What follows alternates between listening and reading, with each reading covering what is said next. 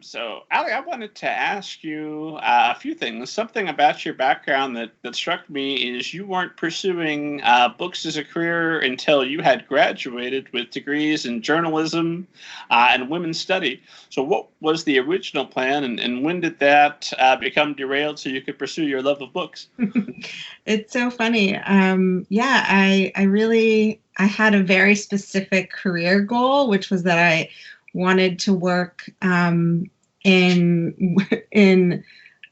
publicity, like working at a women's nonprofit and helping like do newsletters and write news and basically I knew I didn't want to be like sort of a hard-nosed journalist that was moving to New York and freelancing. I wanted a job where I was going to get a salary, but I thought PR was sort of my calling. And as I started interviewing at PR companies, I just wasn't feeling like I fit in with the culture as much as I thought. And I also wasn't finding the women's organizations that I was wanting to work for, and there wasn't any jobs available. So I had heard about a job posting that was an editorial assistant for a children's book company, which was my first job. It was actually my ex-boyfriend at the time. His boss's now ex-boyfriend, I think, was an editor and said, you should go in and meet these people who do children's books. And from that one job, everything changed. And it was very exciting to just all of a sudden find myself. I mean, there's still a lot of similarities in what I do and what the capacity for, journalism, which is a lot of like storytelling, but also just in my love for trying to, understand teenagers and especially teenage girls and young and also girls in middle school and trying to, I've always been a lover of books and stories, and I've taken creative writing classes and I've taken workshop types of things, but I just didn't know much about publishing until I got into it. So it was pretty cool. And I've been, happy ever since. So does that help? Just kind of caught the bug that first job in. Yeah. When you took creative writing classes, did you originally have ambitions to maybe at one point be a writer? Oh, yeah, for sure. And do you still have those ambitions, or are you satisfied helping other writers out into the world? It's way more fun to help other writers. I wrote a couple of books. I talked to some people and some agents that this was like, 18 years ago. But I thought, I would put things aside. I would do what everyone said and put things aside and come back to them. And then I would say, I'm just at this point where I'm just too critical of my own writing, and I just don't feel like I'm using my creativity in the way I want to, which is that I feel like I'm much more of someone who wants to help people. And I love like kind of discovering that seed of talent and then like just helping it grow. So I was getting so much more satisfaction doing that. And I enjoy writing, and I'll always enjoy kind of like more, like I love journalism. I love sort of, family history, and it's sort of a longer story.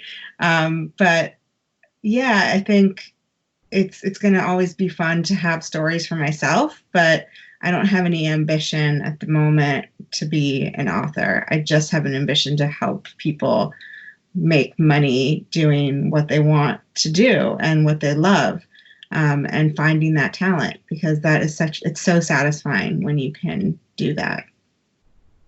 And so you had grown up, you said Columbus when we were talking before we started? Yeah. Columbus, Ohio, that's a big move. And was the editorial position in New York, or was it a gradual move to New York?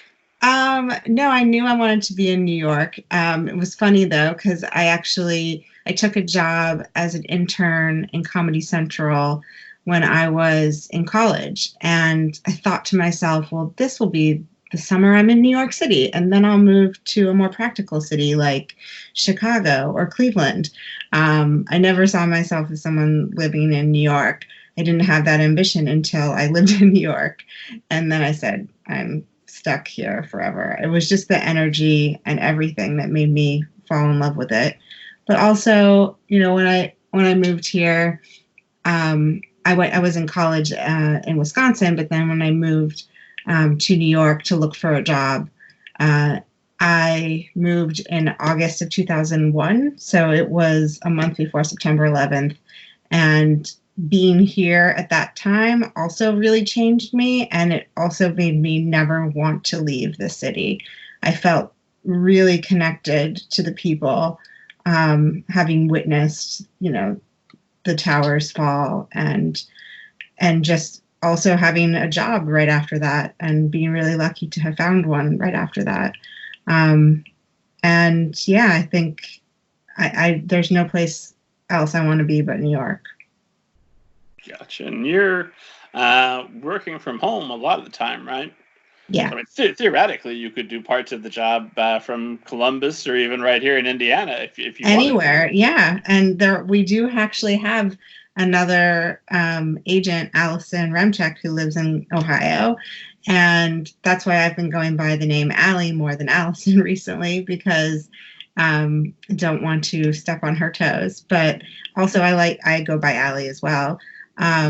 But yeah, you know, Stamola and many other agencies believe that you can be an agent from wherever you want to be an agent from. I personally like to be an agent from New York, because this is where, you know, sorry about that, where I've really put my roots down, and have a 6-year-old, and we have a community, and I have friends here. I actually have friends from high school here, and friends from college here. And, you know, these are my people now. So yeah, I can't imagine being anywhere else, but I think you can agent from anywhere for sure.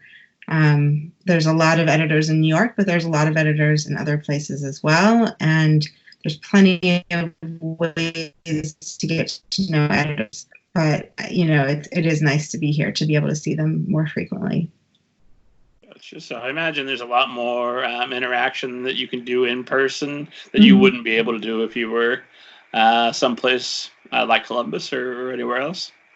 Yeah, probably, but you can still go to conferences, and you can still speak at regional SCBWI events. And yeah, I mean, I think I see both as a very valid thing. I mean, I think one thing I lose by staying in New York is a lot of money. So, you know, it's very hard to keep up the rent and the lifestyle and the summer camps and all the delicious food options and takeout. So, you know, you're not going to get New York style food in Columbus or here in Indianapolis. No, but you might get a beautiful house and a beautiful yard with a pool, or something that you would not get or at all here. But, you know, these are the choices we make. And right now, you know, New York is the choice. It's one of my little pet projects that regular esteemed audience members know about. Is I'm slowly trying to convince New York publishing to decentralize, because my thought goes something like stop paying Manhattan rates, and then maybe then off their royalties could increase a bit. There'd be more money for advances. Who knows what could happen?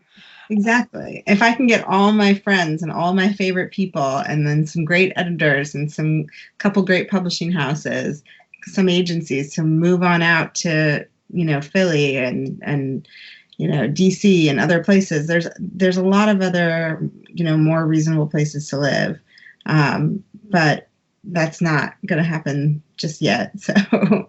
So I'm fine staying here for a little bit longer until I can't, but we'll hope I can.